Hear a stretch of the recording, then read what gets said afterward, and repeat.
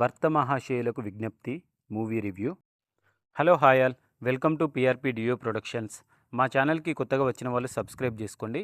మా ఛానల్లో almost release అయిన ప్రతి మూవీకి రివ్యూ ఇస్తున్నాం. ఒకసారి చూడండి, చూసి మీకు నచ్చితేనే సబ్స్క్రైబ్ చేసుకోండి. ఈ మూవీ చూసిన తర్వాత నా ఒపీనియన్ చెప్పాలంటే ఇట్స్ ఓకే, నాట్ బ్యాడ్. చాలా రోజుల తర్వాత కొద్దిగా రవితేజ గారి మూవీ ప్రీవియస్ మూవీ కంటే కొద్దిగా బెటర్ అనిపించింది భయ్య. ఫస్ట్ హాఫ్లో మనకి most of the times comedy work out అయింది. చాలాసార్లు కూడా మంచి ఫన్ జనరేట్ అయింది. మనం కూడా హ్యాపీగా ఫీల్ అవుతాం, కొద్దిగా ఎంటర్టైన్ అవుతాం. బట్ ప్రాబ్లం అంతా సెకండ్ హాఫ్లోనే ఉంది. డ్రాగీ నరేషన్ అనిపించింది. ఈ మూవీ ప్లాట్ రివీల్ చేయాలి అంటే ఒక సామెత ఉంటుంది కదండి, పక్కింటి పుల్లకూర రుచి అన్నట్టు.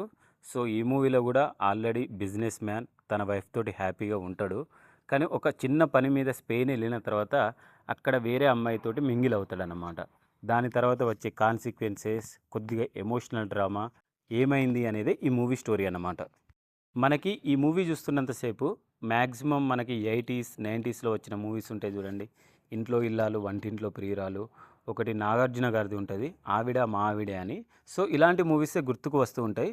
సో దీనివల్ల 90s కిడ్స్ ఎవరైతే ఉన్నారో వాళ్ళకి ఆల్రెడీ చూసిన మూవీలానే అనిపిస్తుంది, కానీ అలా అలా టైంపాస్ అయితే అవుతుంది. ఇది ఫస్ట్ హాఫ్ వరకే. ఇక సెకండ్ హాఫ్ విషయానికి వస్తే మ్యాక్సిమం నేనేమనుకున్నా ఎమోషనల్ టచ్ ఉంటుంది అనుకున్నా, బట్ అది వర్కౌట్ అవ్వలేదండి. ఏదో డ్రాగ్ చేసి ప్రీ క్లైమాక్స్ వరకు తీసుకొచ్చారు, కానీ కొద్దిగా ఎమోషనల్గా ఉండి కొద్దిగా రైటింగ్ అనేది బెటర్గా ఉంటే సెకండ్ హాఫ్ అనేది ఈజీగా ఉండేది. అండ్ మనకు కూడా మంచి ఎమోషనల్ కామెడీ ఎంటర్టైనర్ చూసిన ఫీలింగ్ వచ్చేది.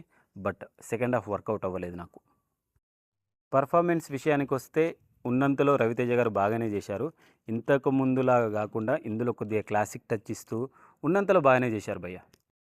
డింపుల్ హయాతి, యషికా రంగనాథ్ వాళ్ళు కూడా okay okay, not bad. But అనుకోకుండా సినిమాలో యషికా రంగనాథ్ పాత్రనే కొద్దిగా హైలైట్ అనిపిస్తుంది. ఆమె కూడా చూడడానికి బాగుంది. సినిమాలో మేజర్ హైలైట్ ఏంటి అంటే సత్య కామెడీ. సునీల్, వెన్నెల కిషోర్ ఉన్నంతలో బాగానే చేశారు. అక్కడక్కడ టైంపాస్ అవుతుంది వాళ్ళ కామెడీ వల్ల. సాంగ్స్ విషయానికి వస్తే ఉన్నంతలో బాగానే ఉన్నాయి. అవి పెద్దగా గొప్పగా చెప్పుకోవడానికి లేవు, అలా అని తీసి పడేసేటట్టు లేవు. ఇక విజువల్స్ అంటే మనకి స్పెయిన్ బ్యాక్డ్రాప్లో వచ్చే విజువల్స్ అయితే బాగున్నాయి. మిగిలిందంతా సోసోగా అనిపిస్తుంది. ఈ సినిమాలో major asset and major minus ఎవరంటే కిషోర్ తిరుమల గారు. వాళ్ళు ఇంతకు ముందు తీసిన నేను శైలజ లాంటి మూవీ తీయచ్చు, బట్ ఎందుకో సెకండ్ హాఫ్లో బాగా అతని పెన్నుకు పదును పెట్టలేదని అనిపించింది. సో నాకైతే most of the portions in the second half work out అవ్వలేదు. నేను చాలా ఎమోషనల్ డ్రామా ఎక్స్పెక్ట్ చేశా అండ్ కొన్ని మంచి డైలాగులు పడతాయి అనుకున్నా, బట్ అవి పడలేదు. ఫస్ట్ హాఫ్ వరకు అయితే కామెడీ అయితే బాగానే వర్కౌట్ చేశారు. ఇంకొద్దిగా రైటింగ్ మీద కాన్సన్ట్రేట్ చేసి ఉంటే కనుక ఇదే మంచి బ్లాక్ బస్టర్ అయ్యేది. That's it for the review అండి.